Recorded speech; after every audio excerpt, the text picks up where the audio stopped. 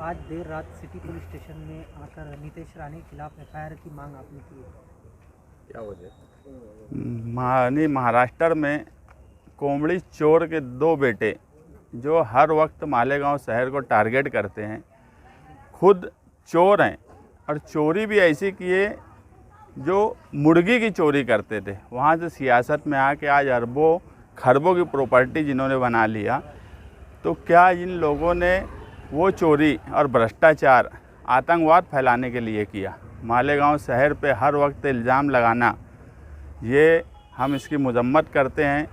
आज शान हिंद की क़यादत में सिटी पुलिस स्टेशन के पीआई को हमने एक पत्र दिया जिसमें फिरियादी शान हिंद निहाल अहमद और इतर शिष्टमंडल और आरोपी नीलेश नारायण राणे, आमदार कणकौली, सिंधुदुर्ग, कोंकण विभाग, इनके खिलाफ़ पीआई साहब ने कहा कि उनके वरिष्ठ से बातचीत करके एफआईआर के ताल्लुक से कल हमसे बात करेंगे। हमारा ये बोलना है कि हर वक्त इस तरह की कार्रवाई करना और इस तरह की बातें करना मालेगांव शहर के ताल्लुक से जो गैर मुनासिब है। और सबसे बड़ा सवाल दादा भूसे मंत्री के ऊपर है कि क्या वो मालेगांव शहर को अपना शहर मानते हैं या नहीं मानते। उन्होंने स्पष्ट करना चाहिए और क्लियर करना चाहिए कि बार बार वो 2.5 फुट के आमदार का ये बयान कि मालेगांव शहर मिनी पाकिस्तान है, और अभी जो बिजली के बारे में बोला गया, हमने जब बिजली की खबर आई उसी वक्त हमने यहाँ जाहिद मौलाना खड़े हैं, हमने डिटेल में बात रखी कि मालेगांव शहर से करोड़ों रुपया जो पेनल्टी और दूसरे दंड लगाने से वसूल किए गए, उसका कोई रिपोर्ट नहीं दी जाती। और मालेगांव शहर पे जो चोरी का इल्ज़ाम लगाया ये बेबुनियाद है। 7,000 से ज़्यादा केसेस अगर मालेगांव शहर पे हुए हैं तो ये भी एक समझने वाली बात है कि इस शहर पे इतने केसेस हो रहे हैं। मैं बोलता हूँ ताल्लुका और दूसरी तरफ जाकर देखें, इनकी हिम्मत है कि किसी के ऊपर केस कर लेने की। मालेगांव शहर के बुनकर, मालेगांव शहर की गरीब आवाम पर मुसलसल ये लोग केस करते हैं, उसके बाद उससे वसूली करोड़ों अरबों की कर रहे हैं। कंपनी मुसलसल भ्रष्टाचार कर रही है और उसका कंपनी का सहारा लेकर अब मालेगांव शहर को जिहादी बोला जा रहा है। तो मेरा ये बोलना है कि मालेगांव शहर जो कंपनी है वो सिर्फ सेंट्रल में नहीं है, वो आउटर में भी है। तो मंत्री साहब ने स्पष्ट करना चाहिए।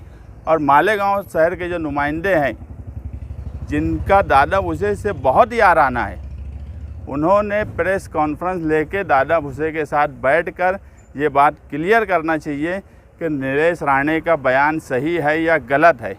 हम उस वक्त मानेंगे या फिर नुमाइंदे ने सारी पार्टी के लोगों को बुलाना चाहिए, दादा भूसे को बुलाना चाहिए और ये बोलना चाहिए कि या तो दादा भूसे ये बोल दे कि मालेगांव शहर हमारा शहर नहीं है, क्योंकि मालेगांव शहर की अगर बदनामी हो रही है तो मालेगांव शहर में रहने वाले हिंदू मुस्लिम हर शख्स की बदनामी है। और मैं तो ये मानता हूँ कि नीलेश राणे का आज का बयान पुलिस डिपार्टमेंट पर भी सवालिया निशान खड़ा कर रहा है कि जब सरकार की पुलिस यहाँ मौजूद है और उसके वक्त में अगर यहाँ जिहादी है तो पुलिस क्या कर रही है। ये पुलिस डिपार्टमेंट के जितने बड़े ऑफिसर से लेकर छोटे ऑफिसर तक सब पर ये सवालिया निशान है। हम इसलिए आज यहाँ आए हैं और उनके ऊपर देशद्रोह 124A के तहत कार्रवाई होना चाहिए। बहुत हो गया ये 1.5 फुट के आमदार का हर वक्त मालेगांव शहर के बारे में बोलना। और अगर इन्होंने कार्रवाई नहीं की तो हम पिटीशन फाइल करेंगे, नीलेश राणे के ऊपर कोर्ट जाएंगे ताकि उनके ऊपर कार्रवाई हो। हम मुफ्त की पब्लिसिटी नहीं लेने देना चाहते, इसलिए कानूनी कार्रवाई की तरफ जा रहे हैं। हम नहीं चाहते कि कोई भी ऐरा गैरा खुद चुट्टे हैं और वो आकर मुफ्त की पब्लिसिटी लेवें। मगर इस सवाल पर मालेगांव शहर के सेंट्रल और आउटर दोनों नुमाइंदों पर सवालिया निशान लगा हुआ है। और मैं उसी वक्त इसको क्लियर मानूंगा जब वो याराना अब मालेगांव शहरियान के साथ इंसाफ करेंगे। समाजवादी सोच वाले लोग नीतीश राणे के खिलाफ सिटी पुलिस स्टेशन में कंप्लेंट दर्ज करवाने के लिए आए थे, अर्जी देने। मुसलसल जो हम देख रहे हैं कि कुछ लोग सस्ती और जल्द पब्लिसिटी लेने के लिए टारगेट करते हैं मुसलमान समाज को। यही हो रहा है कि मुसलसल मालेगांव शहर जो है वो आबादी के लिहाज से मुसलमान अक्सरियत रखता है, जिसको टारगेट करके मशहूर होने की नाकाम कोशिश कर रहे हैं, जो उनके ऊपर दाग लगा हुआ है उनके और उनके वालिद पर, जो पूरा महाराष्ट्र बोलता है, जिनकी बुनियादी तौर पे सड़क से उठा के उनको मुख्यमंत्री एमएलए से मुख्यमंत्री बनाने वाले लोगों को इन्होंने धोखा दिया।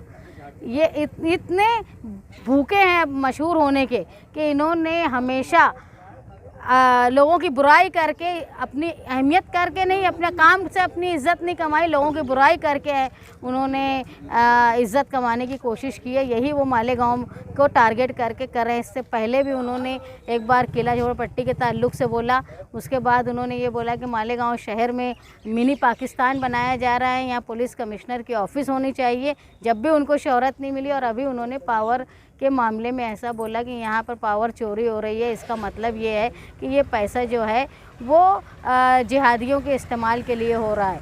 तो जिस तरह बताया गया कि भाई मालेगांव शहर के पालक मंत्री जो हैं वो दादा भूसे साहब हैं, और उनकी भी जिम्मेदारी है कि वो मालेगांव शहर की अज़मत को बरकरार रखने के लिए और मालेगांव सेंट्रल के एमएलए को दोनों को मिलकर ये वजाहत करनी चाहिए कि नीतीश राणे जो कह रहे हैं, नीलेश राणे जो कह रहे हैं वो सख्त झूठ है।